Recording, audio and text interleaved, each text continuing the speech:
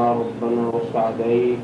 اللهم صل وسلم وبارك على سيدنا ومولانا محمد طب القلوب ودوائها وعافية الأبدان وشفائها ونور الأبصار وضيائها وآله وصحبه دائما أبدا. سبحان ربك رب العزة عما يصفون سلام على المرسلين والحمد لله رب العالمين.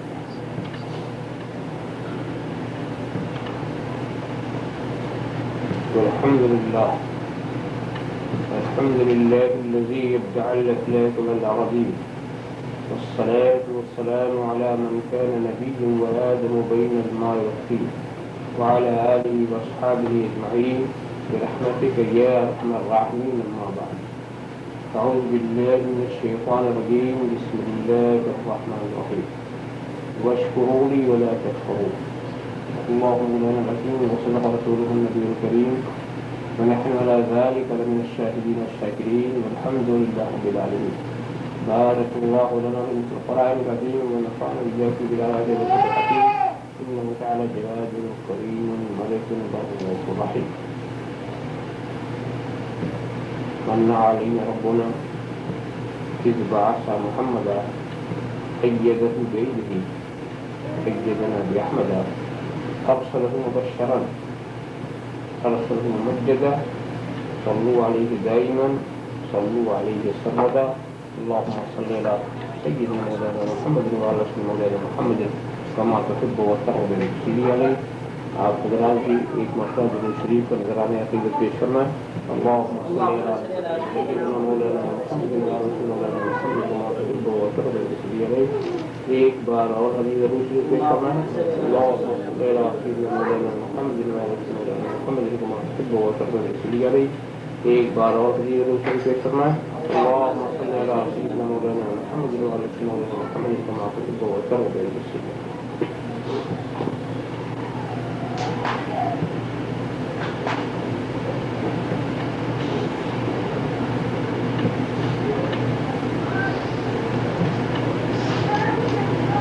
جس آیت کریمہ کی تلاوت کا شرف میں نے حاصل کیا تھا اس کا ترجمہ یہ ہے کہ تم میرے شکر گزار بندے بنے رہو، میرا شکریہ ادا کرتے رہو اور میری نعمتوں کا انکار نہ کرو.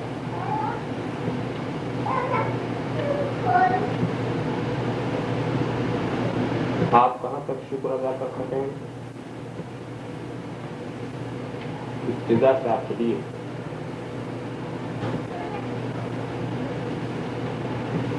اور غور کیجیے کہ رب تبارک و تعالیٰ کے کتنے احسانات ہیں ہمارے اوپر.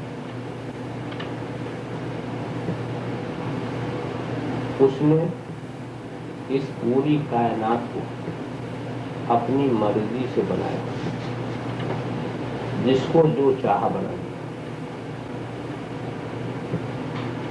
نہ اس میں کسی کا مشورہ، نہ اس میں کسی کی مدد، نہ اس میں ذرہ برابر کسی کی شرکت. جس کو جو چاہا بنا دیا.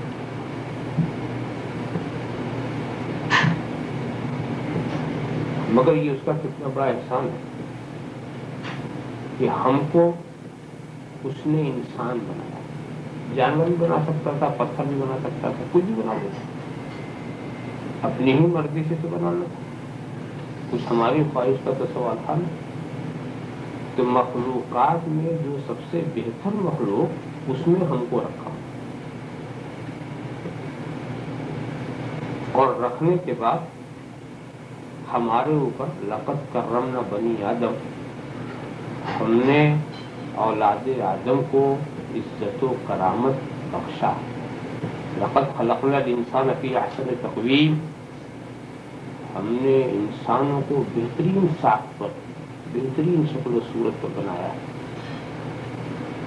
تو گویا عزت و شرافت کا تاج ہمارے سر پہ رکھا گیا، کرامت و عظمت کا لباس ہمیں پہنایا گیا.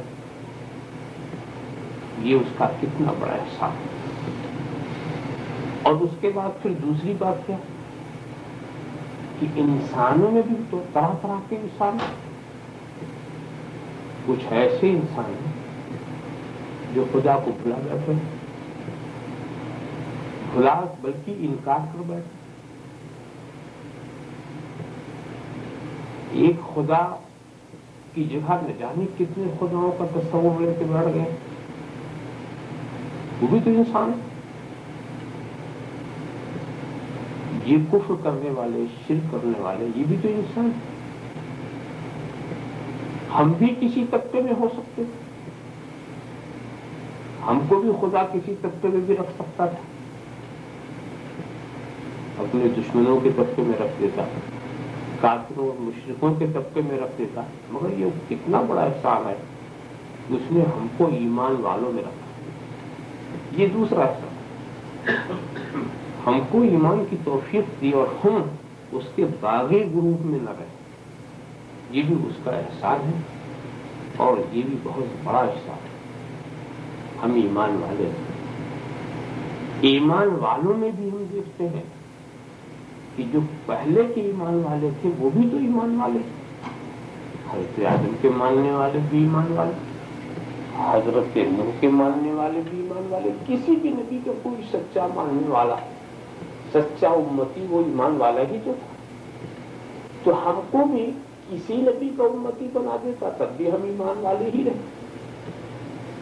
چاہے آدم کا امتی بنا دیتا، چاہے ابراہیم کا امتی کسی کے زمانے میں پیدا کر دیتا تو ہم ایمان والے ہی تو رہتے. مگر اس کا احسان اور تیسرا یہ احسان دیکھیے، اس نے اپنے محبوب کے ماننے والوں بنا، اپنے محبوب کو امتی بنایا. یہ بھی احسان پر احسان ہوتا جا رہا. ورنہ کسی بھی نبی کے امتی ہوتے بہرحال ہم ایمان والے ہوتے. مگر جو سب سے افضل نبی، سب سے افضل دین لے کر آیا، سب سے بڑی کتاب لے کر آیا، سب کے آخر میں آیا، تو اس افضل ترین نبی کی امت میں کر کے ہم کو بھی خیر الامت کا لقب دے دیا. کنتم خیر امت اخرجت للناس، خیر الانبیاء کی امت بنایا. یہ بھی اسی کی مرضی سے ہوا، کچھ ہماری کوشش کا سوال نہیں. اب خیال کرتے چلے جائیں. مگر اس مقام پر ہم آپ بیٹھ کر ایک بات سوچ سکتے ہیں، اور وہ بھی ایک محبت کا تقاضا ہے، وہ عشق کی ایک آواز ہے کہ سوچ سکتے ہیں کہ کاش کی ایسا ہوتا کہ جس کا رب تبارک و تعالیٰ نے ہمارے اوپر بہت سارے احسانات کیے ہیں، یہ بھی احسان کر دیتا کہ ہمیں رسول کا زمانہ بھی مل جاتا، ہم اللہ کے رسول کی زیارت بھی کر لیتے، تو وہ ہم کتنے مقدر والے ہوتے، کیسے مقدر والے ہوتے. دل میں یہ طلب پیدا ہو سکتی ہے کہ اس زمانے میں ہوتے تو بڑا اچھا ہوتا. مگر دوستوں میں یہ کہوں گا کہ بھئی خدا نے جو انعام دے دیا اس کا شکر ادا کرنا چاہیے، اور اس زمانے کی تمنا اس لیے نہیں کرنا چاہیے کہ اس زمانے میں اگر ایمان والے بھی تھے تو کفر والے بھی تھے، محبت والے تھے تو نفاق والے بھی تھے، رسول کو دیکھ کر کے کلمہ پڑھنے والے تھے تو رسول پر پتھر برسانے والے بھی تھے. تو پتہ نہیں اس زمانے میں ہوتے تو ہم کیا ہوتے، اس گروپ میں ہوتے کہ اس گروپ میں ہوتے. ہم جس زمانے میں بھی ہیں اللہ کا شکر ہے کہ ان کے غلام، ان کا کلمہ پڑھنے والے، ان کے ماننے والے ہیں. بس اللہ کا شکر احسان بہت ہے. اور ایک موقع کی چیز ہے جو آپ کہہ سکتے ہیں، سوچ بھی سکتے ہیں اور کہہ بھی سکتے ہیں، اور آپ فخر بھی کر سکتے ہیں. آپ فخر و مباحات کے طور پر اللہ کا شکر ادا کر سکتے ہیں. اور یہ ایسی بات ہے جو آپ کی خصوصیت ہے، ہماری خصوصیت. ٹھیک ہے، ہم ان ایمان والوں کی طرح تو ہو بھی نہیں سکتے. رسول کے جو دیکھنے والے تھے، صحابہ کرام تھے، ہم ان کی خاک قدم کی طرح نہیں ہو سکتے. ہم ان کی خاک قدم کی طرح نہیں ہو سکتے، بلکہ جس گھوڑے پر وہ بیٹھ جائیں اور وہ گھوڑا جہاں قدم ڈال دے اس خاک کی طرح بھی ہم نہیں ہو سکتے. وہ بات اپنی جگہ پر کہ جہاں تک فضیلت اور عظمت جو ان کو حاصل ہے اللہ کے رسول کی صحبت سے جو چیز حاصل ہوتی ہے وہ نہ علم سے حاصل ہوتی ہے نہ عمل سے حاصل ہوتی ہے. جو مقام رسول کی صحبت سے صحابہ کرام کو حاصل ہو وہاں تک تو ہم پہنچ نہیں سکتے، پہنچنے کا سوال بھی نہیں، تصور بھی نہیں. مگر ہم ادب کے ساتھ، احترام کے ساتھ، محبت کے ساتھ सहाबे किराम की बारगाह में एक बात जरूर अर्ज कर सकते हैं कि हुजूर आप ईमान लाए, मगर अल्लाह के रसूल का चेहरा देख कर ईमान लाए, रसूल का उठना बैठना देख कर ईमान लाए। कोई चांद के टुकड़े देखता है फिर ईमान लाता है, कोई कंकरियों को पढ़ता हुआ देखता है तो ईमान लाता है, कोई दरख्तों को इताअत करता हुआ देखता है तो ईमान लाता है, कोई जानवरों को सजदा करते देखता है तो ईमान लाता है। तो रसूल का मुजज़ात देखा ईमान लाए, कमालात देखा ईमान लाए, अच्छे अखलाक देखे ईमान लाए, चमकती हुई नूरानी सूरत देखी ईमान लाए, बाबरकत सोहबत में असर हुई ईमान लाए। और हमको तो कुछ भी नहीं देखा फिर भी मान गए, बगैर मोजज़ा देखे हुए, बगैर कमाल देखे हुए, बगैर हुस्न जमाल देखे हुए, बगैर देखे मानने वाला कुछ और ही होता है। कमाल देख करके तो हर बाशऊर मानता ही है, जो समझ रखता है, अक्ल रखता है। मगर अल्लाह का कितना बड़ा करम हमारे ऊपर है कि दिखाया भी नहीं और मनवा भी दिया, दिखाया भी नहीं और मनवा भी दिया। अब बताइए हम कितना एहसान अदा कर सकते हैं और हम क्या एहसान अदा कर सकते हैं। मगर कहा जा रहा कि नहीं, तुम मेरा शुक्रिया अदा करो। तुम क्या अदा कर सकते? एक चीज हम आपको बता दूं, शुक्रिया कहते किसको? नेमत के बदले में जब आप किसी की तारीफ करते हैं, चाहे जुबान से करें चाहे हाथ पैर से करें, इसका नाम शुक्रिया। किसी ने कोई आपको चीज दी तोहफे में और आपने उसको क्या नाम है हाथ से इशारा कर दिया, शुक्रिया अदा किया, जुबान से दिया, तो नेमत के बदले में जो तारीफ होती है वो शुक्रिया है। अब नेमत क्या चीज है, यही गलती होती है। जो नेमत हो उसको हम रहमत समझ जाते। रब तबारक व तआला की नेमत क्या है, इसको कैसे समझा जाए? असल में हम लोगों ने क्या समझ रखा है कि हमारी जिंदगी के लिए जो चीज मुफीद हो और हमारी जान को बचाने के लिए जो चीज मुफीद है वही नेमत है।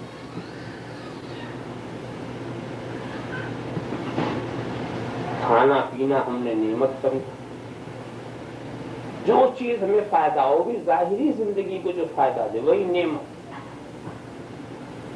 और उस नेमत की तलाश के लिए, उस नेमत के लिए हम कितनी मेहनत करते हैं, कितनी मशक्कत उठाते हैं। इसलिए कि मुझी को हमारे लिए ये दाल रोटी चावल ये खाना पीना और ये सारी नेमतें, ये सब यही नेमत है। इससे हमारे जान की हिफाजत होती है, हमारी जिंदगी बचती है, रहने सहने का मकान ये नेमत है।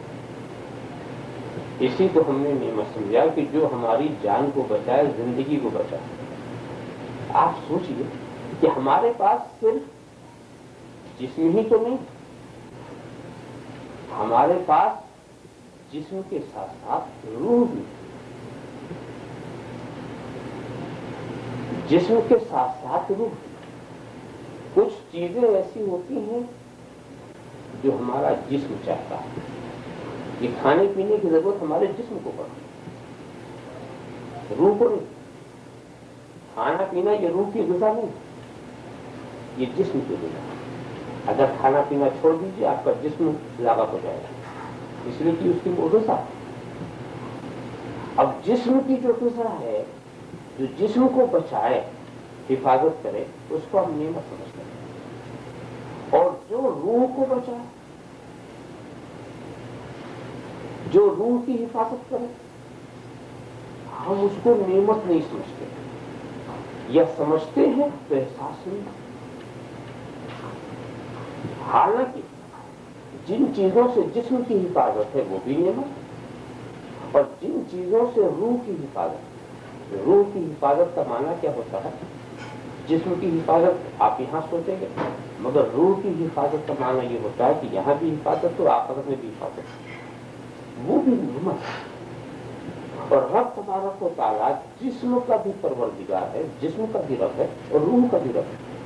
जिस्म का भी खालिक है तो रूह का भी खालिक है, जिस्म का भी राज़िक है और रूह का भी राज़िक है। दोनों को रिज़्क़ पहुंचा रहा, जिस्म को भी रिज़्क़ पहुंचा रहा, रूह को भी रिज़्क़ पहुंचा रहा। मगर सोचने की बात, और कितना उसने اہتمام کیا ہے کہ جسم کو کس چیز کی ضرورت ہے زیادہ اس کو قریب کر دیا اور جس چیز کی ضرورت ہے کم اس کو دور کر دیا. کیا مطلب؟ آپ کو مکان کی ضرورت ہے مگر اگر مکان نہ رہے تب بھی آپ کی زندگی گزر سکتی ہے. درختوں کے سائے میں، پہاڑوں کی غاروں میں. تو مکان کی ایسی ضرورت نہیں ہے کہ اگر نہ ملے تو آپ ختم ہو جائیں گے. کتنے لوگ ہیں جو بغیر مکان جنگلوں میں بسر کرتے ہیں. اسی لیے مکان حاصل کرنا بڑا مشکل ہو گیا. آسانی سے مکان نہیں ملتا. کیوں نہیں ملتا؟ اس کی ضرورت کم ہے ضرورت مگر کم. مکان سے زیادہ ضروری کپڑا. تو کپڑے کو حاصل کرنے میں اتنی تکلیف نہیں جتنا مکان حاصل کرنے میں. ارے کپڑا تیار کرنا کیا ہے؟ کپاس سے آپ نے روئی لیا، اس کے دھاگے بنائے، کارخانوں میں رکھا، کپڑے تیار ہوئے، لا کے درزی کو دیا، کاٹ کر تو اس نے پہنا دیا. مگر کچھ کرنا پڑا. ایسا بھی نہیں کہ تیزی سے آپ کو کپڑا نہیں ملے، اس کے لیے تھوڑی محنت کرنی پڑتی. مگر کپڑے سے زیادہ ضروری کھانا. کپڑے کے بغیر تو آپ رہ سکتے ہیں، گرمی سردی کچھ برداشت کر لیتے، مگر کھانا اگر 24 گھنٹے نہ ملے تو بڑی مشکل. تو کھانا حاصل کرنے میں اتنی محنت نہیں، بلکہ کھیت میں گئے، معلوم ہوا کھیت کا غلہ تیار ہوا، گھر میں لائے، پیسا، روٹی بنائی، کھا لیا. کپڑا حاصل کرنے میں جتنا آپ کو ٹائم لگتا اور جتنی محنت کرنی پڑتی کھانا میں اس لیے بہت زیادہ ضروری. اور کھانے سے زیادہ ضروری پانی. کھانے کے بغیر تو آپ رہ بھی سکتے ہیں کچھ، لوگ پانی نہیں کرنا نہیں تو پھر تو حالت ہی خراب ہو جائے گی. 2 ہی دن کے اندر، 1 دن کے اندر اٹھنا مشکل ہو جائے گا. تو پانی جب ضروری ہوا تو اس کو قدرت نے اور بھی آپ کے قریب کر دیا. اتنا قریب کر دیا کہ بس زمین کھودیے، پانی نکالیے. اس کے لیے یہ نہیں کہ درخت اگے گا، بیج لگائیں گے، کہ پھل نکلے گا تو اس سے پانی نکالیں گے. یہ سب زحمت کچھ نہیں. آسانی کے ساتھ آپ کو ادھر زمین کیا، مگر کچھ محنت اس کے لیے کرنی پڑے، کیونکہ بغیر پانی بھی آدمی کچھ وقت رہ سکتا ہے. بغیر پانی بھی کچھ وقت رہ سکتا ہے، ضرور. اب خدا نے اس کو اور قریب کر دیا. مگر پانی سے زیادہ ضروری ہوا. اب ایک چیز آپ دیکھتے چلے، ہوا اتنا ضروری ہے کہ اگر 1 منٹ نہ ملے تو مشکل. پانی کے لیے تو 24 گھنٹہ برداشت کر سکتے ہیں.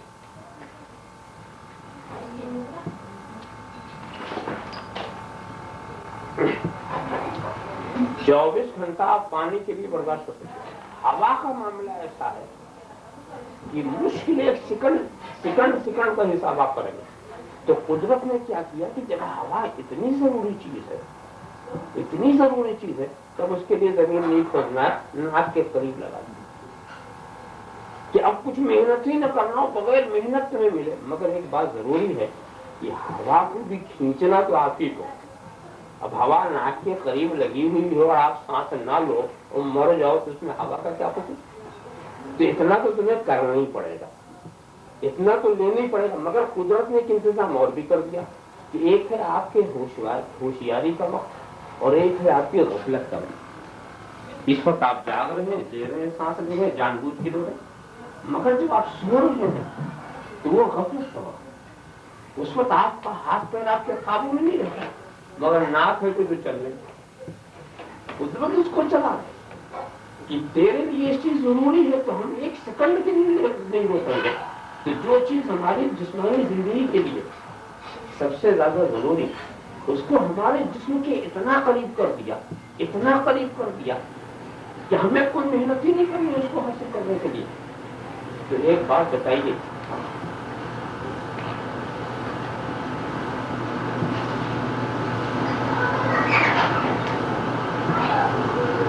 سوچنے کی بات کہ جس خدا نے ہماری جسمانی زندگی کے بقا کے لیے، بچاؤ کے اتنا انتظام کیا، کیا وہ ہماری روحانی زندگی کی بقا کے لیے کوئی انتظام نہیں کرے؟ جسمانی زندگی کے لیے جو چیز ضروری تھی وہ جسم کے قریب، اتنا قریب، اتنا قریب، اور روحانی زندگی کے لیے کیا ضروری؟ روحانی زندگی کے لیے ضروری ہے جو ضروری ہو اس کو بھی قریب ہونا چاہیے. تو اب روحانی زندگی کے لیے کیا ضروری ہے وہ قرآن سے آپ پوچھیں. النبی اولى بالمؤمنین من انفسهم، نبی مومنین کی جان سے زیادہ قریب، نبی مومنین کی جان سے زیادہ قریب. تو روحانی زندگی کے لیے ضرورت ہے جناب محمد رسول اللہ صلی اللہ تعالی علیہ وسلم کی ہدایات، ان کے ارشادات کی اور ان کی ذات مبارکہ کی. اس لیے اس ذات کو ہماری روح کے قریب کر دیا، اتنا روح کے قریب کر دیا. اور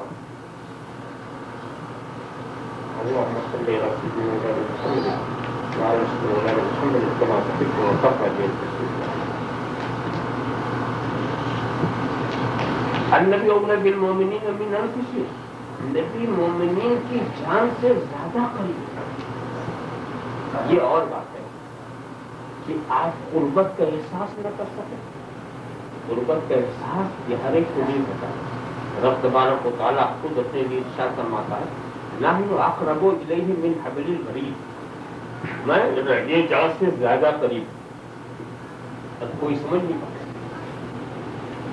کوئی سمجھ نہیں پاتا، اس لیے کہ یہ سب چیزیں ایسی نہیں ہیں جس کو ہم آپ سمجھ سکیں.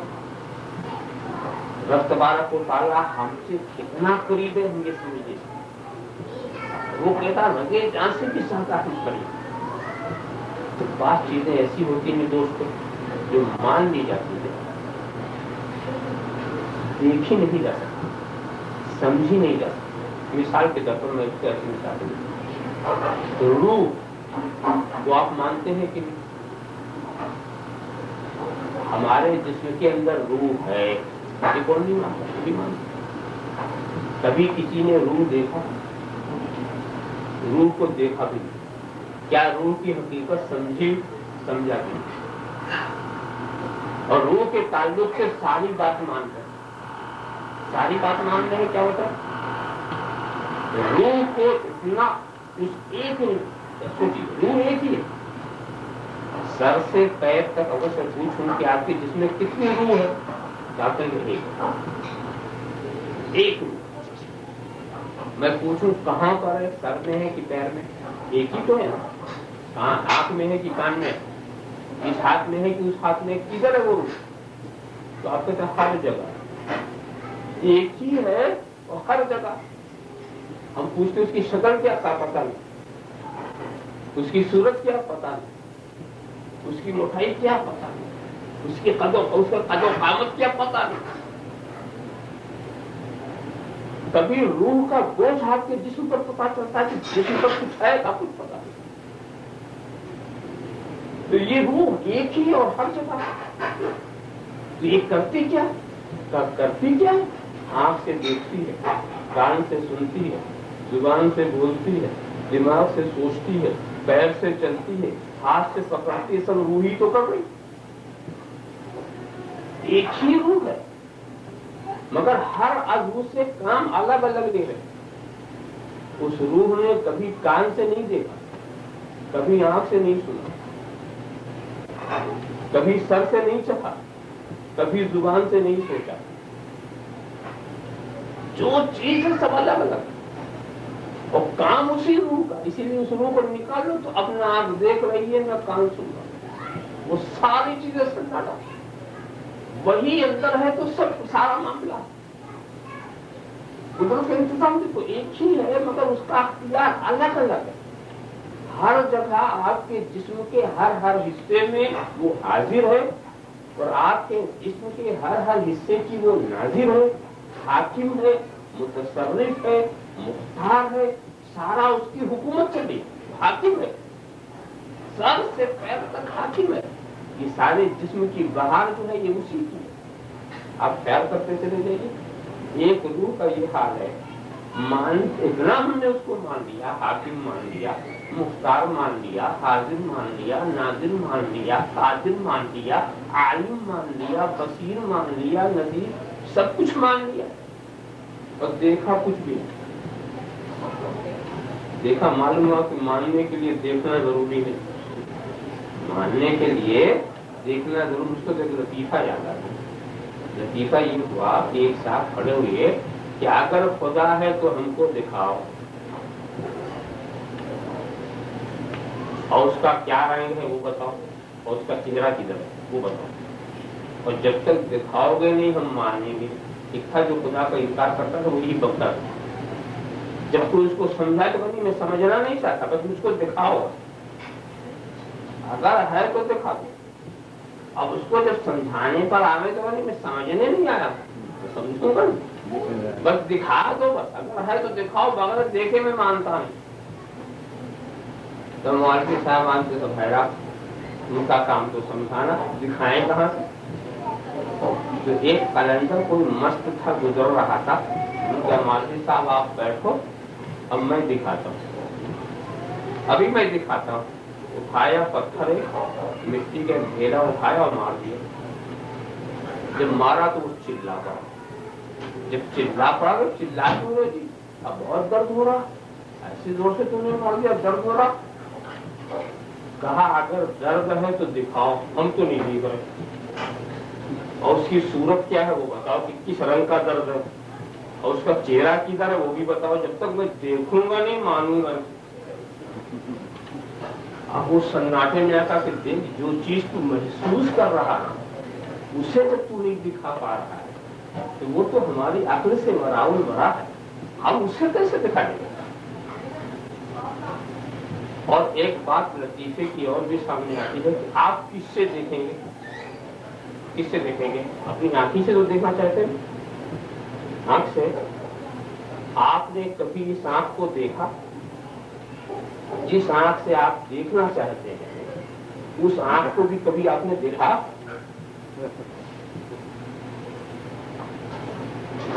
کوئی ہے جس نے اپنی آنکھ دیکھی؟ آپ نے کہا ہاں ہم نے دیکھا، کہا آئینے میں۔ آئینے میں دیکھا آپ نے؟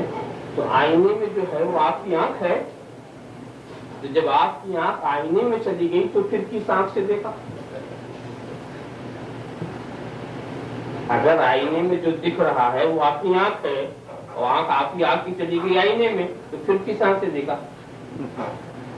وہ آنکھ نہیں ہے، وہ آنکھ کی تصویر، وہ آنکھ کا فوٹو، وہ آنکھ کا عکس ہے۔ تو سر کے قریب جو چیز ہو اس کے دیکھنے کے لیے ایک وسیلہ تک چاہیے، بغیر وسیلہ کوئی اپنی نظر کو بھی نہیں دیکھ سکتا، اپنا چہرہ نہیں دیکھ سکتا، اپنی شکل و صورت کو بھی نہیں سمجھ سکتا۔ تو جو انسان بغیر وسیلہ اپنا چہرہ نہ سمجھ سکے تو بغیر وسیلہ وہ خدا کو کیا سمجھے؟ پہلے اپنا نقشہ تو بتا دے بغیر وسیلہ، پہلے اپنی صفت تو بتا دے بغیر وسیلہ۔ آئینے کا وسیلہ لینا پڑتا ہے، آئینے کا وسیلہ تو جسم میں لگی ہوئی آنکھ کو دیکھنے کے لیے جسمانی آئینہ چاہیے، اور جو روح کے قریب ہے اس کو دیکھنے کے لیے روحانی آئینہ۔ روحانی آئینوں پر آپ کی نظر پڑے گی تو پھر وہ سمجھ میں آئیں گے، اور وہ اس کے لیے روحانی آئینہ کون ہے؟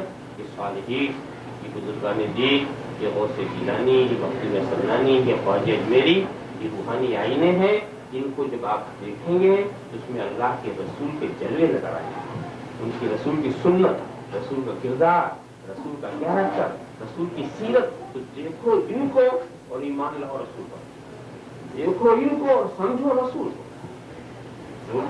اور رب تبارک و تعالیٰ کی یہ احسان ہے، اس نے ہماری روح کو بھی تنہا نہیں چھوڑا اور ہمارے جسم کو بھی نہیں تنہا چھوڑا۔ جن چیزوں کی ضرورت روح کو تھی اس کو روح کے قریب کر دیا، اور جن چیزوں کی ضرورت ہمارے جسم کو ہے اس کو ہمارے جسم کے قریب کر دیا۔ اور بات یہ بتائیے کہ اگر جسم ہی کو سنوارنا سارا کام تھا، روح کو کچھ نہیں دینا تھا، تو نبیوں کے آنے کی ضرورت کیا ہے؟ نبی آیا ہی اس لیے ہے کہ ہمارے جسم کو بھی کامیابی حاصل ہو اور ہماری روح کو بھی کامیابی حاصل ہو۔ اب ایک چیز اس سلسلے کی اور سوچنے کی، دیکھیے خدا نے جتنی چیزیں پیدا کی اس میں نعمت والا بھی پہلو ہے اور رحمت والا بھی پہلو. ہر چیز کا صحیح استعمال نعمت ہے اور اسی چیز کا غلط استعمال رحمت. ابھی آپ نے بہت کچھ چیزیں چن دیا تھا نا, چن دیا تو سب نعمت ہی تو تھی, مگر اوور لوڈ ہو کے کھا کے دیکھو کہ کتنی بڑی رحمت. اسی کو اپنی طاقت سے زیادہ, جتنے میدے کے اندر طاقت ہے اس سے زیادہ کھا لو تو یہی رحمت. معلوم ہے کہ صاحب زندہ کیسے رہا, کہا صاحب وہ فلاں صاحب زندہ رہے کھانے سے اور فلاں صاحب مر گئے کھانے سے. مرنے والا بھی کھا کے مرا اور بچنے والا بھی کھا کے بچا. کیوں؟ اس نے صحیح نہیں کیا. تو نعمت کو نعمت بنا کے رکھنا یہ ہماری آپ کی ذمہ داری تھی کہ صحیح استعمال جو ہوتا ہے وہ اس کو نعمت بنا کے رکھتا ہے. اور دوسری چیز اور ہم آپ کو بتا دیں کہ دیکھو کچھ چیزیں ایسی ہیں جس میں نعمت کا بھی پہلو اور رحمت کا بھی پہلو سامنے آتا ہے. یہ آگ ہے, آگ یہ خدا کی نعمت ہے. کتنی بڑی نعمت ہے. اس سے ہمارا کھانا پکتا ہے اور بہت ساری ضرورتیں ہماری پوری ہوتی ہیں. مگر کبھی کبھی یہی آگ جب ہمارے گھر کو جلاتی ہے تو پتہ چلتا ہے کتنی بڑی نعمت. جب گھر جلتا ہے تو پتہ چلتا ہے کہ اس میں یہ رحمت کا پہلو بھی ہے. پانی سے جب ہم پیاس بجھاتے ہیں تو نعمت, اور یہی پانی ہماری آبادی بہا لے گیا تو رحمت. سورج سے جب ہمیں روشنی ملتی ہے تو نعمت, اور اس کی تیز دھوپ میں جہاں لو لگی تو رحمت, گرم ہوا لگی تو رحمت. چاند کی چاندنی نعمت, مگر جب چاند کی چاندنی سے سمندر کے اندر تموج پیدا ہوتا ہے اور بڑے بڑے جہاز الٹ جاتے ہیں تو رحمت. پتھر, پہاڑوں کے پتھر نعمت, مگر کسی دیوانے کے ہاتھ میں ہو چل کے ہمارا سر توڑ دے تو رحمت. کہنے کا مطلب یہ ہوا کہ ہر چیز میں پہلو نعمت کا بھی ہے اور رحمت کا بھی ہے. مگر رب تبارک و تعالیٰ نے ایک نعمت میں ایسی بھی دی ہے جو نعمت ہے تو صرف نعمت تھی, اس میں رحمت کا پہلو ہے ہی نہیں, اور اس نعمت کا نام ہے محمد رسول اللہ صلی اللہ علیہ وسلم. ہر پہلو سے آپ دیکھیں تو وہ ہمارے لیے صرف نعمت, ہمارے لیے صرف نعمت ہی نعمت ہے. رحمت ہے تو صرف رحمت ہے. وہی ایک ایسی ذات ہے جہاں رحمت کا پہلو ہائی میں. آپ دیکھیں پوری تاریخ اسلام کا مطالعہ کریں کہ اللہ کے رسول صلی اللہ تعالی وسلم کتنے غزوات میں بھی گئے, کیا کیا کیا. مگر آپ یہ بتائیے کہ کیا کسی کافر کا گلا رسول کی تلوار سے کٹا, کیا کسی کے سینے پہ رسول کا نیزہ لگا, یا کسی کو رسول کے تیر نے زخمی کیا. کمانڈر ان چیف بھی ہے, سپہ سالار بھی اور رحمت بنے ہوئے, اپنے ہاتھ سے. اور اس میں بات کی بات, انتہا کی بات بتاؤں, اگر رسول دین کے دشمنوں کو اپنے ہاتھ اگر قتل کر دیتے یہ کوئی بری بات نہ تھی, یہ اخلاق سے گری ہوئی بات بھی نہیں, حکم الہی سے وہ کچھ بھی کر سکتے تھے. مگر ابو جہل جیسے دشمن کا بھی گلا رسول نے اپنی تلوار سے نکالا. حالانکہ اس نے بڑی دشمنی کی تھی اور دشمنی کا ریئیکشن بھی ہو سکتا تھا, رد عمل ہو سکتا تھا کہ ہم ہی اپنے ہاتھ سے اس کو کر نہیں پا, دوسروں نے کہا. عتبہ اور شیبہ یہ جتنے دشمنان دین تھے ان کا گلا رسول نے اپنے ہاتھ سے نہیں کاٹا. جانتے اس میں کیا پہلو؟ اس میں پہلو یہ ہے کہ سب سے بدتر انسان کون ہے, یعنی کافروں میں سب سے بدتر کافر کون ہے, سب سے بدتر. تو ان سے زیادہ برا کافر کوئی نہیں. پہلا وہ جو کسی نبی کو قتل کرے, اس کافر سے برا کوئی کافر جس نے کسی نبی کو قتل کیا.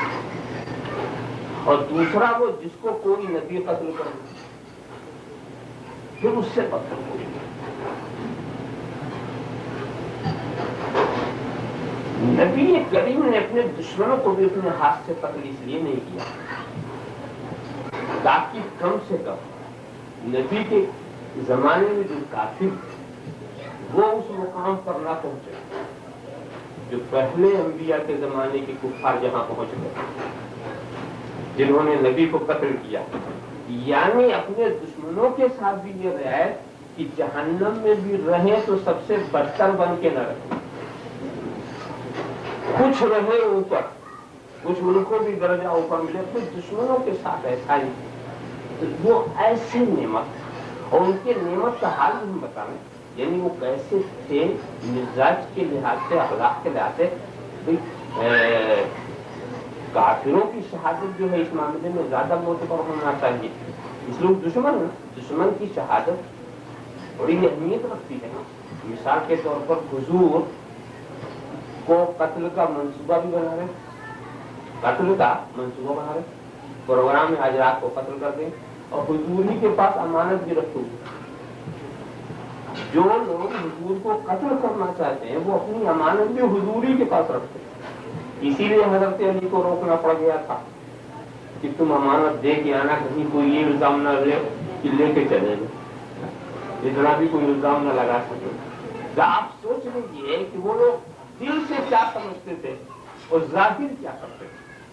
اب اس کے بعد پھر ایک نازک وقت کیا ہے کہ حضور گھر سے نکلے, کنکری پھینکی, جب کنکری پھینکی تو وہ آنکھوں میں پڑ گئی.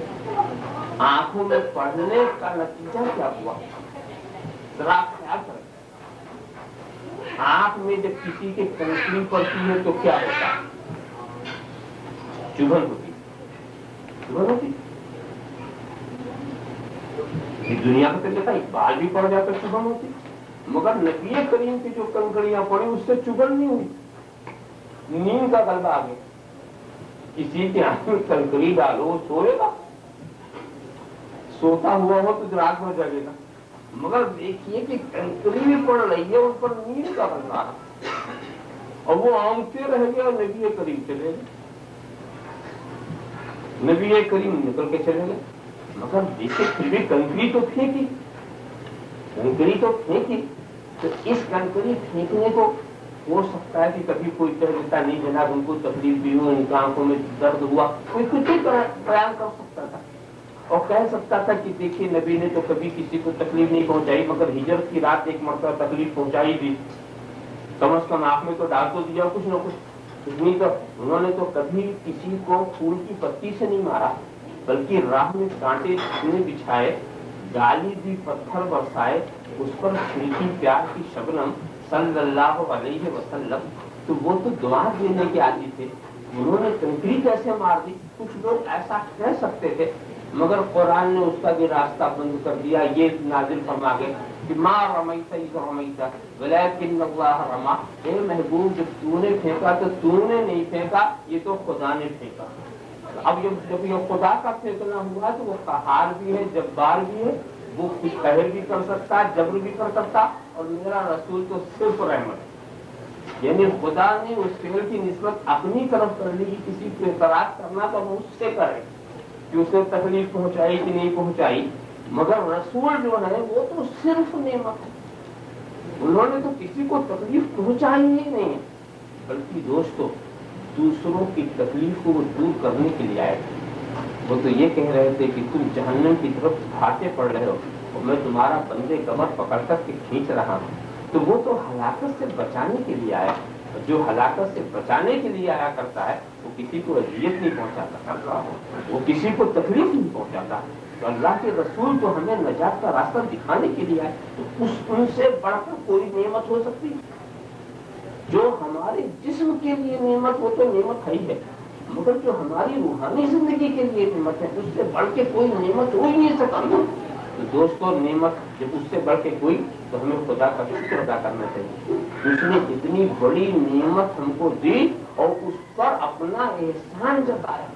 لقد من اللہ علی المؤمنین اذ بعث فیہم رسولا, یہ اللہ کا احسان ہے کہ اس نے مومنین میں اپنے رسول کو مبعوث فرمایا, بھیجا, رسول کو بھیجا, یعنی احسان فرمایا. یہ بات تو وہ ہے منت طرف, یہ وہ لوگ ہے زمین کا فرش بچھا دیا، یہ نہیں کہا کہ بڑا احسان میں نے کیا، حالانکہ یہ بھی احسان، آسمان کا شامیانہ لگا دیا، یہ نہیں کہا کہ میں نے بہت بڑا احسان کیا۔ کتنی نعمتیں دی، مگر ایک نعمت ایسی دی کہ اس پر وہ خود ہی اشارہ فرماتا کہ میں نے احسان کیا، میں نے احسان کیا۔ ایک بات سمجھ لیجیے، ایک لکھ پتی کروڑ پتی انسان کسی کو 4 آنے دے دے، یہ بھی احسان ہے، مگر اس 4 آنے کی وقت کچھ اس کی نظر میں وہ کبھی بتائے گا بھی نہیں کسی سے کہ میں نے 4 آنا کھڑا کر دیا، اس کو شرم آئے گی، اس کو یہ کہتے ہوئے شرم آئے گی کہ میں نے 4 آنا کسی کو دیا۔ کیوں؟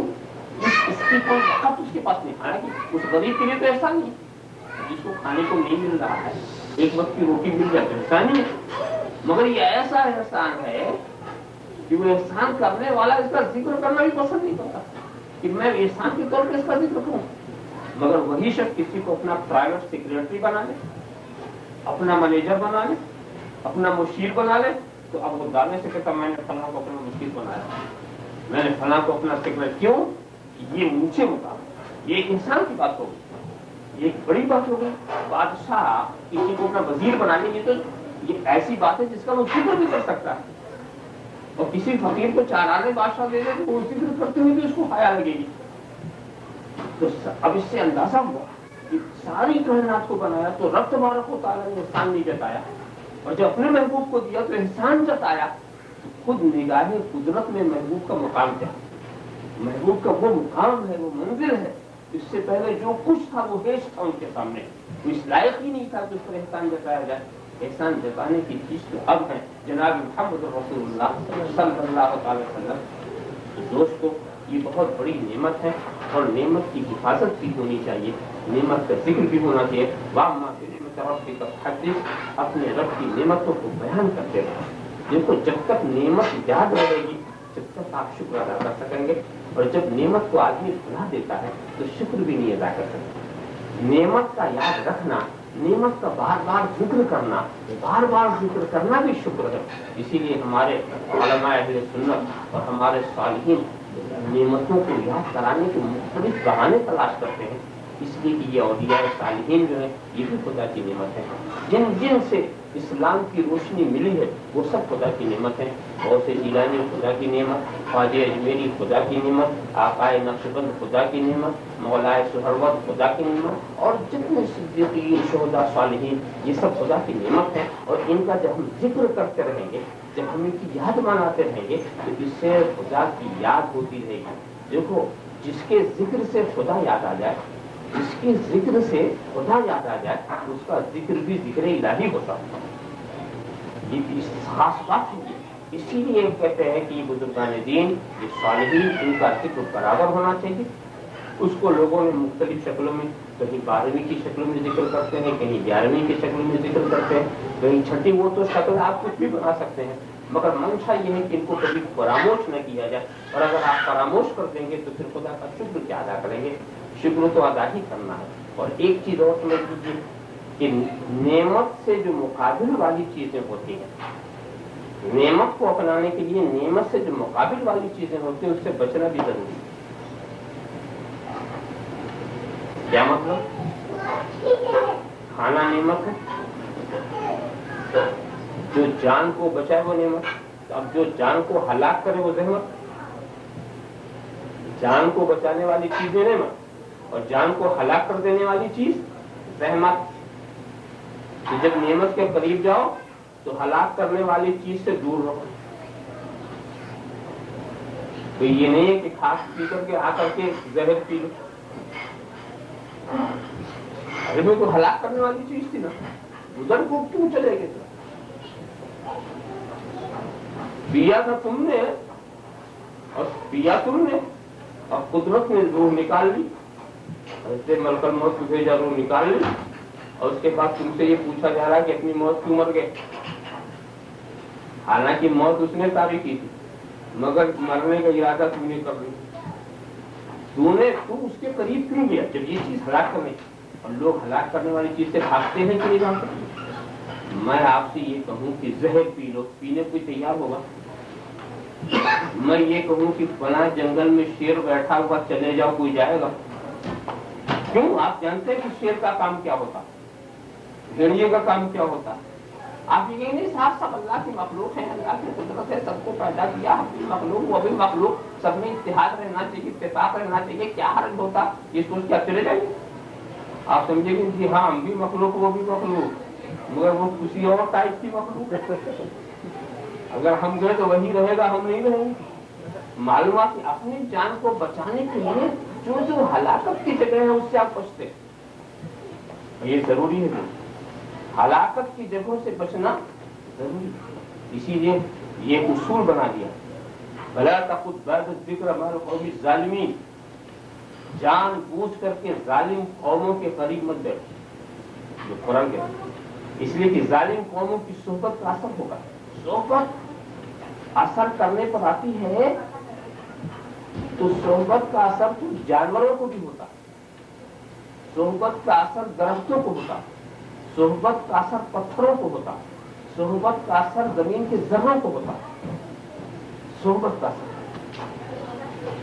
بروں کی صحبت برا بنا دیتی، اچھوں کی صحبت اچھا بنا دیتی۔ اسی لیے صحبت کرتے وقت یہ سمجھنا ضروری کہ ہم جس کے قریب جا رہے ہیں وہ ہم کو خراب تو نہیں کر دے گا، اپنی نحوست میں ہم کو شریک تو نہیں کر دے گا۔ ہر برے کے ساتھ کچھ نحوستیں ہوتی ہیں۔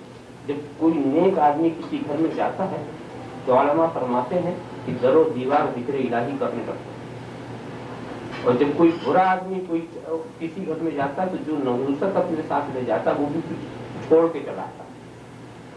تو اس سے بچنے کی ضرورت ہے۔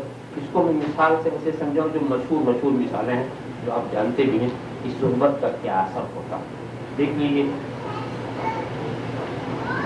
حضور صلی اللہ تعالی وسلم کے سامنے صحابہ کرام قوم سمود کا کنواں تھا، اس کنویں کے پانی سے آٹا گوندھا، قوم سمود جس کا عذاب آیا تھا، حضور نے اس آٹے کو چھکوا دیا۔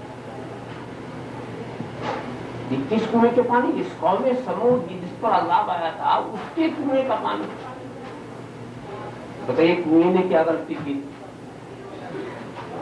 پانی نے خدا کے خلاف کون سا بغاوت کی؟ مگر چونکہ وہ عذاب والے قوم کا کنواں تھا اور ان کی صحبت مل چکی تھی تو نحوست سے بھرا ہوا تو پھینکوا دیا۔ آج بھی حاجیوں سے پوچھیے، جب عرفات سے مزدلفہ کی طرف آتے ہیں، عرفات سے تو بیچ میں ایک میدان ہوتا ہے، یہ وہ میدان ہے جہاں ابرہہ جو ہاتھی والے آئے تھے اصحاب فیل، ان پر عذاب آیا تھا، ابابیل وہ میدان پر تھا، وہاں عذاب آیا تھا تو وہ کیا نام ہے عذاب کا شکار ہو گئے تھے ہاتھی والے۔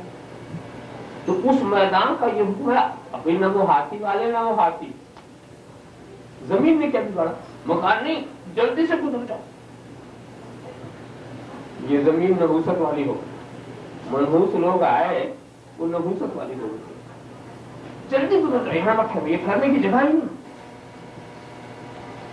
اور آگے ہم آپ کو دکھاتے ہیں، مینا میں آپ جاتے ہیں، کنکری مارتے ہیں کیوں؟ دو اور کیا کہتے ہیں کہ شیطان، یہ پہلا شیطان ہے، ہمارے ہندوستانی ایسی بولتے ہیں بڑا شیطان ہے، یہ منجلا شیطان، یہ چھوٹا شیطان، اور اس میں بھی اردو میں بھی لکھا رہتا ہے بڑا شیطان چھوٹا شیطان، اور سمجھانے کے لیے لکھتے بڑا شیطان چھوٹا شیطان۔ مگر آپ انصاف سے بتائیے کیا وہاں وہ تین شیطان ہیں؟ شیطان ایک بھی نہیں، تین پتھر ستون ہے، نشان، اور آپ اس پر پتھر مارتے تو کیا کہتے ہیں؟ رجمن شیطان، رحمن شیطان، رحمن شیطان، شیطان کو آپ رسوا کر وہاں شیطان ہے کہاں؟ پتھر مارتے ہو پتھر پر اور کہتے ہو شیطان کو مار، معاملہ ہے۔ تو آپ یہ کہیں گے کہ پوری پرانی تاریخ آپ دیکھو کہ یہ وہ جگہ تھی جہاں شیطان کھڑا ہوا اور اس نے اسماعیل کو دھوکہ دینا چاہا۔ حضرت ابراہیم نے پتھر مارا تو وہاں سے دفع ہوا، تو یہ دوسری جگہ یہاں کے کھڑا ہو گیا، تو وہ تیسری جگہ وہاں جا کے کھڑا ہوا آخر میں۔ वो तीसरी जगह इस तीनों जगह खंभे लगा दिए निशान के लिए, यहाँ खड़ा था, यहाँ खड़ा था, यहाँ खड़ा था। कब खड़ा था? जिंदगी में सिर्फ एक बार खड़ा, उसके बाद फिर नहीं खड़ा हुआ। मगर उस जमीन पर इतनी नहुसत गिर गई कि कयामत तक उसको पत्थर पड़ रहा। अब उस जमीन की तौहीन शैतान की तौहीन हो गई। उस जमीन पर पथराव शैतान पर पथराव हो गया। अब जमीन जब तक वहां नहीं खड़ा था, जमीन पे पत्थर नहीं पड़ा है, मगर वो जमीन भी सोचती थी कहां से आ गया, जब कयामत तक मुझे पत्थर ही खाना। हर हाजी आके पत्थर मार के चला जाएगा। अब कुछ हाजी तो अब तो खैर बड़ा इंतजाम हो गया, पहले तो बड़े जोश में उसी पर चढ़ करके जूते से मारते तो समझते थे वाकई शैतान मिल गया है तो पूरे जिंदगी का बदले निकाल लेते। ये शरीयत के खिलाफ बात थी, मगर ऐसा मिजाज बन गया। मगर आप देखिए कि सोहबत का कितना बुरा असर हुआ। सोहबत ने उस जमीन को कितना खराब कर दिया। ये तो बुरी सोहबत का असर। अरे हम आपको बताएं, नबी का बेटा हजरत नूह नबी का नाम, उनका बेटा काफिरों की सोहबत में रहा, गलत हो गया। नबी का बेटा भी नहीं बचा। अब कौन जो बुरों की सोहबत में रह के हमारा एक बचा लेगा, हमारा अमल बचा लेगा, हमारी अकल बचा लेगी। अरे दोस्तों, अगर इल्म बचाता तो शैतान बच गया होता, अगर अक्ल बचाती तो शैतान बच गया होता। शैतान के पास न अक्ल की कमी, न इल्म की कमी, न अमल की कमी। इल्म इतना था कि फरिश्तों को सबक सिखाता, और अमल इतना था कि 6 करोड़ बरस तक इबादत किया। 6 करोड़ बरस तक, और इतनी इबादत की कि उसके सजदे को अगर बिछा दिया जाए तो पूरी जमीन भर जाएगी। इतनी इबादत की कि था वो जिन के कौम का, मगर तरक्की करके उसको फरिश्तों के अंदर शामिल कर दिया गया। जन्नत की हवा खाने लगा, जन्नत में फरिश्ते उसको झूला झूलाने लगे। यहां तक पहुंच गया। क्या उसके इल्म ने उसे बचाया? क्या उसकी अक्ल ने उसे बचाया? इतना इल्म रखने वाला भी न बच सका। मालूम ये हुआ कि इल्म से आदमी नहीं बचता, अक्ल से नहीं बचता, बल्कि अल्लाह के फजल से बचता। अल्लाह जिसे चाहे बचा देता। एक जाहिल को बचा देता और एक पढ़ा लिखा गुमराह, एक पढ़ा लिखा गुमराह। अरे भी जितने गुमराह फिरते हैं, आप मिसाल के तौर कादियानी को ले लो। कादियानी कोई जाहिल था? क्या किसी जाहिल का नाम कादियानी? ये जो मजहब बनाते हैं या फिरके बनाते हैं वो जाहिल नहीं होते। जाहिल फिरका नहीं बना सकता। फिरका बनाने के लिए भी दिमाग चाहिए, इल्म चाहिए। ये जितने फिरके बने हैं, जितने भी फिरके हों, चाहे ये क्या नाम है वहाबियों के फिरके, मौजूदी, तबलीगी, इलियासी, जितने चकरालवी, दुनिया भर के जितने फिरके हैं, इनके जो बहाने हैं वो कोई जाहिल लोग नहीं, सब इल्म रखते थे, अक्ल रखते थे, समझ रखते थे। इसलिए कि भाई ये अक्ल वाले ही तो सब कुछ बनाते बिगाड़ते हैं। तो मालूम ये हुआ ये नहीं समझ, मगर बचा तो कोई नहीं, सब भटक गए। क्या कादियानी का इल्म उसे बचा सका? तो खैर इन सबको तो जाने दो। शैतान वाली मिसाल तो सबसे सीधी है, सामने की है, जो सबके समझ में आ जाएगी आसानी के साथ। तो मालूम है कि ये नहीं समझना चाहिए कि हमारा इल्म हमको बचा लेगा। नहीं तो बस अल्लाह के फजल पर नजर रखनी चाहिए। वो बचाना चाहेगा तो हमें बचा लेगा, और वो नहीं बचाना चाहेगा तो अच्छे अच्छे गुमराह हो जाते हैं और छोटे छोटे रास्ते पर रहते हैं, अच्छे अच्छे गुमराह हो जाते हैं। और अल्लाह जिसको बचाना चाहता है उसके दिल में ईमान का नूर दे देता है। इससे आप समझ में आ गई बात, अल्लाह का फजल जिसे बचाए। तो सोहबत में दिखा रहा था कि सोहबत का असर कहाँ कहाँ पहुँचता है। अच्छा अब देख लीजिए, अभी तो ये देखते थे सोहबत का बुरा असर देख रहे थे आप, अब सोहबत का अच्छा असर आप देखिए, सोहबत का अच्छा असर देखिए। असहाबे कहफ का कुत्ता, उस कुत्ते ने न कभी कोई नमाज पढ़ी, न रोजा रखा, न हज किया, न ज़कात किया। कुत्ता तो जानवर, उसका तो कोई मसाइल है, मगर अच्छों की सोहबत में आ गया तो वो जन्नती हो गया। असहाबे कहफ का कुत्ता अच्छों की सोहबत में चला गया तो वो जन्नती। और सिर्फ कुत्ता ही नहीं, हजरत ईसा का गधा حضرت عیسیٰ کی صحبت میں جنتی، حضرت صالح کی اٹھنی، 4 جانور ایسے ہیں جو آدمی کی شکل میں کر کے جنت میں جائیں گے۔ ایک تو اصحاب کہف کا کتا، ایک حضرت عیسیٰ کا گدھا، ایک حضور کی سواری مبارک قصوہ، اور ایک حضرت صالح کی اٹھنی۔ یہ صحبت ہی کے پاس ہوتا، صحبت نے ان جانوروں کو کیا کر دیا۔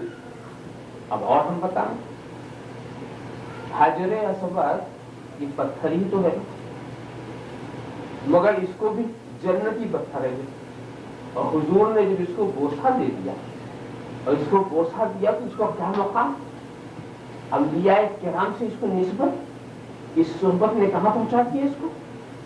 اچھا وہ دیکھو مقامی ابراہیم، مقامی ابراہیم کیا ہے؟ مقامی ابراہیم وہ پتھر ہے جس پر حضرت ابراہیم کھڑے ہو کر کے کعبے کی تعمیر کر رہے ہیں۔ اس پتھر کی خصوصیت یہ تھی کہ جیسے جیسے تعمیر اوپر ہوتی جائے ویسے وہ اوپر، جب نیچے آنا ہو تو نیچے ہو جاتا۔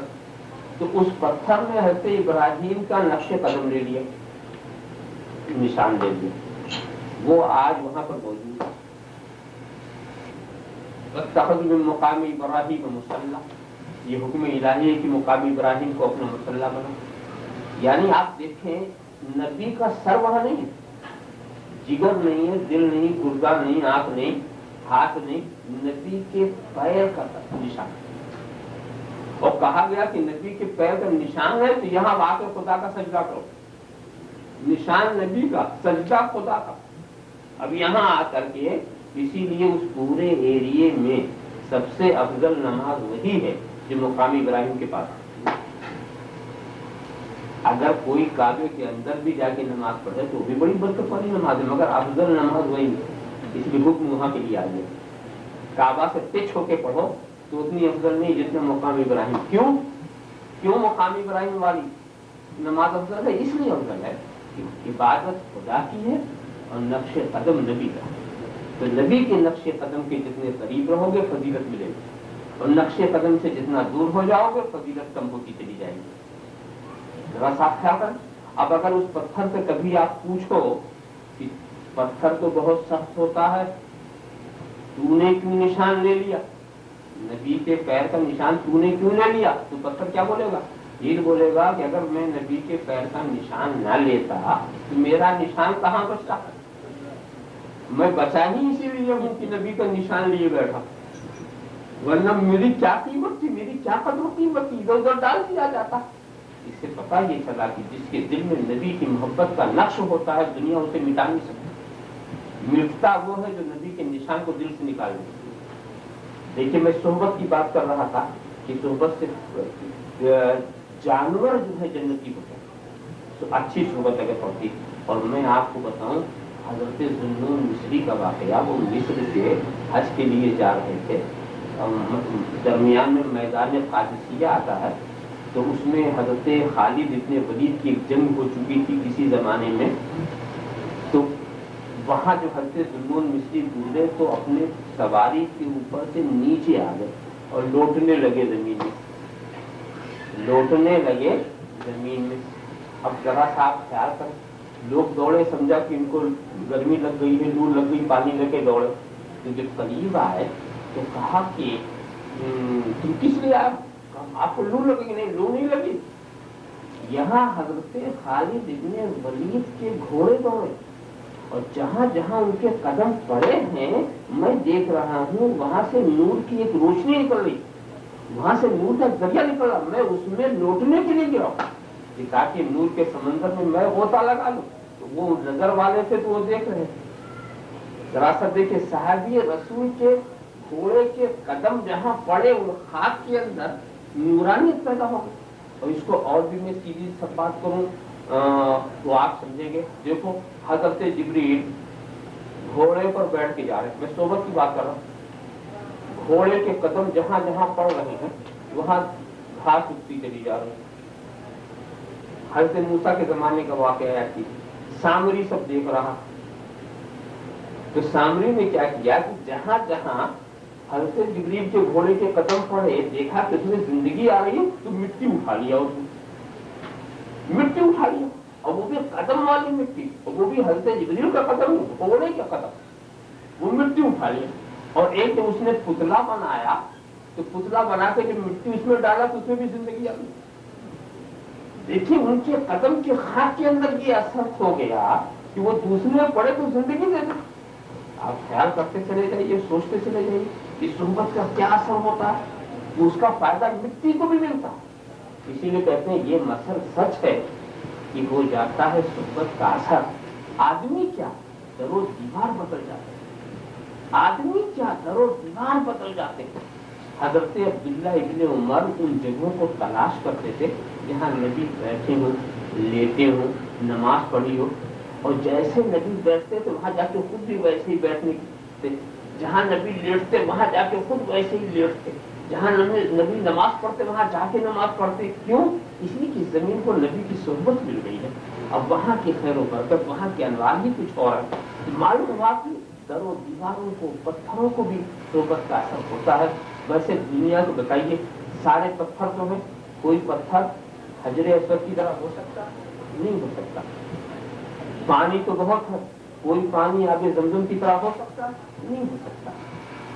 اور وہ زمین، میں صحبت کی آخری بات اس سلسلے میں، وہ زمین جو حضور کے جسم مبارک سے لگی ہوئی ہے، علماء کہتے ہیں وہ کعبے سے بھی افضل ہے، عرش سے بھی افضل ہے۔ جسم رسول کی صحبت ہی تو ہے، کوئی زمین نے کوئی عمل تو نہیں کیا، رسول کے جسم کی صحبت جو اسے ملی اس کو اتنا اونچا مقام ہو گیا۔